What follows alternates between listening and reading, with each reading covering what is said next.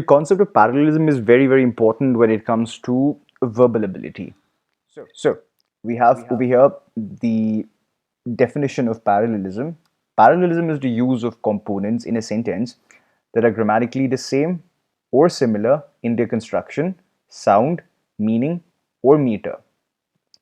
This basically is a general definition of parallelism. But in order to understand parallelism, what we need to go back to is the idea of conjunction, the concept of conjunction rather. So conjunction, it is a part of speech, and it basically refers to a word or a group of words that are used to join or connect two or more sentences. This is the understanding of conjunction that we know of. Now, this is more or less synonymous with the concept of parallelism, as in they are complementary. We need to understand conjunction.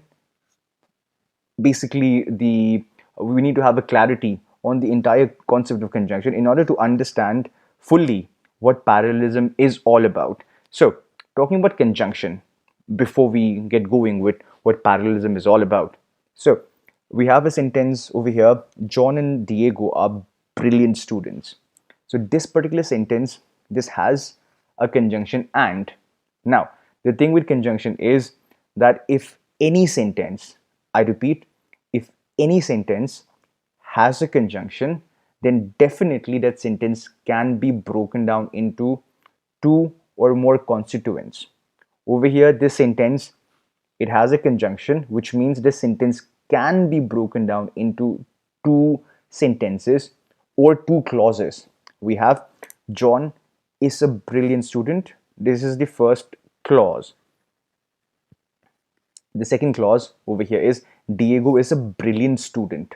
So we have these two clauses, and these two clauses are joined or connected, and one resultant sentence is formed over here. John and Diego are brilliant students, with the help of a conjunction and that we can see over here.